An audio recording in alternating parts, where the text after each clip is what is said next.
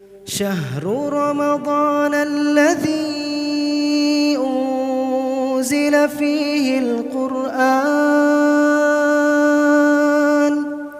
اعوذ باللہ من الشیطان الرجیم بسم اللہ الرحمن الرحیم الحمدللہ والصلاۃ والسلام علی خاتم الانبیاء۔ رمضان کریم کے دوران عام طور پہ ہم یہ سوچتے ہیں کہ کس طرح سے اپنے آپ کو اللہ سے قریب کیا جائے۔ اگر غور کیا جائے تو قرآن کریم میں جہاں رمضان کے بارے میں حکم دیا گیا ہے کہ یہ وہ عبادت ہے، وہ برکت کی چیز ہے جو ہم پر فرض کر دی گئی ہے، اس لیے کہ اس سے پہلی امتوں پہ فرض کی گئی تھی اور مقصد یہ تھا کہ تقوی پیدا ہو۔ اس سے آگے چل کے قرآن پاک یہ بات کہتا ہے کہ یہ جو رمضان کا مہینہ ہے یہ دراصل اس بنا پر ہے کہ اس میں قرآن کریم نازل کیا گیا، یہ اس کی پہچان ہے، یہ اس کی اہمیت ہے، یہ اس کے بلند ہونے کی علامت ہے۔ اگر ان دونوں باتوں کو یکجا کیا جائے تو بات بڑی آسان ہو جاتی ہے۔ یعنی رب کریم ہمیں سمجھانا چاہتے ہیں کہ اس مہینے کے دوران ہم اپنے آپ کو اپنے رب سے قریب کرنے کے لیے اپنے آپ کو قرآن کے ساتھ وابستہ کر دیں۔ جتنا ہم وابستہ کریں گے اتنا رب سے قریب ہوں گے۔ ویڈیو آگے دیکھنے سے پہلے چینل کو سبسکرائب کریں اور بیل آئیکن پر کلک کریں۔ اس کو یوں سمجھیے کہ ایک طالب علم ایک کالج میں یونیورسٹی میں داخلہ لیتا ہے، وہ چاہتا ہے کہ وہ کیمسٹری میں، فزکس میں، کسی اور شعبے کے اندر بڑے اعلیٰ نمبر حاصل کرے، تو وہ اپنے استاد سے یہ معلوم کرتا ہے کہ بتائیے میں نمبر کیسے حاصل کر سکتا ہوں۔ وہ اسے بتاتا ہے کہ آپ ان موضوعات پہ فلاں کتابیں پڑھیں اور اس حوالے سے فلاں فلاں چیزوں کے تجربات کرنے کی مشق ڈالیں، ایکسپیریمنٹس لیبریٹری کے اندر، اور جب آپ یہ چیزیں کر لیں گے تو آپ کامیاب ہو جائیں گے۔ لیکن ساتھ ہی آپ یہ بھی چاہتے ہیں کہ اس کے کہنے کے باوجود آپ بار بار اس سے مل کر کے رہنمائی لیتے رہیں، کتاب میں جو آپ نے پڑھا ہے جا کے کہیں کہ سر میں نے یہ پڑھا ہے، کیا مطلب یہی ہے اس کا۔ اس طرح سے آپ کا تعلق کتاب سے اور استاد سے قریب ہو جاتا ہے۔ رب کریم نے جو کتاب بھیجی ہے، جو ہدایت ہے، اور جو کتاب کے لانے والے کی مبارک سیرت ہمارے سامنے رکھی ہے، اس کی مثال بھی ایسی ہے کہ امتحان میں کامیاب ہونے کے لیے جب ایک طالب علم بار بار جاتا ہے ایک استاد کے پاس، اس سے امداد لیتا ہے، تو یہاں جو ہستی یہ کام کرنے والی ہے اور یہ امداد کرنے والی ہے وہ نبی صلی اللہ علیہ وسلم کی ذات مبارکہ ہے۔ گویا قرآن کریم سے اللہ سے قریب ہونے کے لیے ہمیں دو کام کرنے پڑیں گے، ایک کتاب سے قربت، دوسری سیرت پاک سے قربت۔ کیونکہ کتاب یہ کہتی ہے کہ اللہ تعالیٰ نے نبی صلی اللہ علیہ وسلم کے اسوے میں، آپ کے طرز عمل میں ہمارے لیے مثالی کردار رکھ دیا ہے، اور پھر یہ بھی کہتی ہے کہ جو کوئی مجھ سے محبت کرتا ہے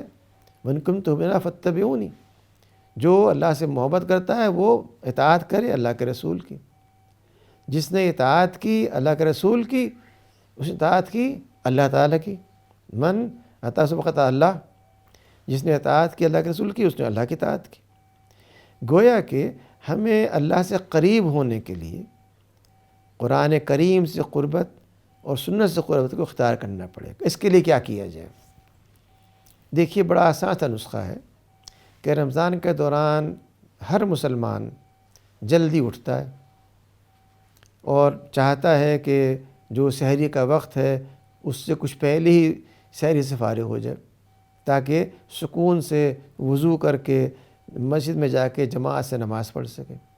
لیکن اس کے بعد کیا؟ پھر اگر وہ آ کر کے سو جائے اور کم از کم آدھا گھنٹہ نہ نکالے اس کام کے لیے کہ جس کے پاس جا کے وہ حاضری دے کر کے آیا ہے اور یہ کہہ کے آیا کہ میں آپ کا بندہ ہوں، آپ سب سے اعلیٰ ہیں، سب سے بلند ہیں، اسی ہستی نے جو کتاب بھیجی ہے اگر وہ آدھا گھنٹہ بیٹھ کر کے اس کے چند اوراق کا مطالعہ سوچ سمجھ کے کر لے، تو جو اس نے بندگی کا اظہار مسجد میں کیا تھا اس کی عملی شکل اس کے سامنے آ جائے گی، اور جتنا وہ اس ہستی کے کلام کو سنے گا اور غور کرے گا اتنا اس سے قریب ہوگا۔ گویا ان دو ذرائع سے قربت کے لیے ہمیں ان دونوں ذرائع کو سمجھنا ہوگا۔ ہمیں کوشش کرنی ہوگی کہ ہم ان دونوں سے اپنے آپ کو قریب سے قریب تر کریں۔ ہمیں کوشش کرنی ہوگی کہ ہم یہ دیکھیں کہ کہاں تک ہم نے قرآن پاک کو سمجھا ہے، سیرت پاک کو سمجھا ہے، اور کہاں تک ہم ان چیزوں کو کر رہے ہیں جن کرنے کا کہا گیا۔ رب سے تعلق اسی وقت مضبوط ہوگا جب رب کا احساس پایا جائے۔ روزہ اسی احساس کو مضبوط کرنے کا ایک نام ہے۔ کیا وجہ ہے کہ ایک شخص کھانے پینے سے، دیگر کاموں سے جو عام حالات میں انسان کر سکتا ہے، اپنے آپ کو روکتا ہے؟ اس لیے کہ رب کا حکم ہے۔ رب خوش ہوتا ہے ہمارے رکنے سے، اور شام کے وقت جب رب نے کہا کہ افطاری میں جلدی کرو، اذان ہوتے ہی وہ افطاری کرتا ہے، تو بھی وہ رب کی پیروی کر رہا ہوتا ہے، رب کو خوش کر رہا ہوتا ہے۔ گویا پورا کا پورا رمضان کا دوران جو ہے وہ ہے ہی اس لیے کہ ہم اپنے آپ کو رب سے قریب کریں۔ لیکن اس قربت کے لیے جو عملی طریقے ہو سکتے ہیں ان میں سے دو کی طرف میں نے اشارہ کیا، کہ ایک قرآن کریم کا ترجمے اور اچھے انداز پہ توجہ کے ساتھ بیٹھ کر کے غور کرنا، وہ کوئی بھی تفسیر ہو جو آپ سمجھتے ہیں کہ آپ کی نگاہ میں بہت معتبر ہے، اس کا استعمال کرتے ہوئے اس کا سمجھنا۔ اور ایسے ہی سیرت پاک کے حوالے سے کوئی بھی کتاب، کوئی یہ نہیں کہہ سکتا کہ آج ٹیکنالوجی کے دور میں جب تک وہ کسی بازار میں جا کے ایک ضخیم جلد خرید کے نہ لائے جو صحیح بخاری کی ہو، صحیح مسلم کی ہو یا اور کسی کی ہو، آج معمولی سی کوشش سے آپ کے موبائل کے اوپر وہ تمام چیزیں موجود ہو جاتی ہیں جن کے لیے آپ بازار جاتے تھے۔ اس لیے کوئی نوجوان ہو یا بزرگ ہو، اس کے پاس یہ عذر نہیں ہے کہ میں کس طرح سے حدیث کا مطالعہ کروں۔ آپ ایک لمحے کے اندر اپنے موبائل کے اوپر جو کتاب حدیث کی چاہتے ہوں ترجمے کے ساتھ تلاش کر کے اس کا مطالعہ کر سکتے ہیں۔ گویا اگر ان دو مضبوط ترین ذریعوں کو اختیار کیا جائے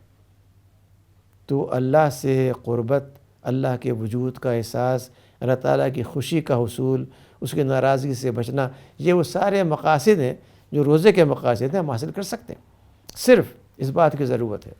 کہ عزم کیا جائے، پابندی اختیار کی جائے، اور اپنے وقت کو کنٹرول کیا جائے، مینیج کیا جائے، اس کے لیے ایک نظام بنایا جائے۔ ہم وقت کو شاید سب سے کم اہمیت دیتے ہیں۔ ہمارے معاشرے کے اندر کہیں بھی لوگ بیٹھے ہیں، کافی ہاؤس ہو، گھر کے اندر ہو، وہ گھنٹوں بیٹھے دنیا بھر کے مسائل پہ گفتگو کرتے ہیں، اس میں خاص طور پہ سیاست پہ گفتگو بہت ضروری ہوتی۔ لیکن کیا ہم نے ایسے حلقے بنائے ہیں جن کے اندر لوگ بیٹھ کر کے قرآن کریم کا مطالعہ کریں، سیرت پاک کا مطالعہ کریں؟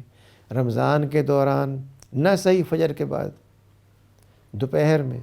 سپہر میں، عصر بعد، جس وقت آپ کام سے فارغ ہو کر گھر آ گئے ہیں اس وقت محض 10 منٹ 15 منٹ نکال کر کے اگر صرف ان دو ذرائع سے اپنے آپ کو وابستہ کر لیا جائے تو انسان خود بخود اللہ تعالیٰ کے قریب آ جائے گا۔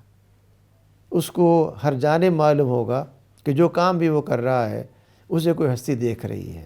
اسے احساس ہوگا کہ جو کچھ وہ کر رہا ہے وہ اس لیے نہیں ہے کہ لوگ یہ کہیں کہ اس نے کوئی کارنامہ کر دیا، بلکہ اس لیے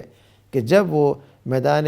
حشر میں پیش کیا جائے تو رب کریم یہ بات کہے کہ یہ بندہ دو عالم سے خفا میرے لیے ہے، اس نے ہر طرف سے ہر چیز کو نظر انداز کر کے صرف میری رضا کو، میری خوشی کو اختیار کر لیا، اور اب میں ہی اس کو اس کا اجر دوں گا۔ یہ وہ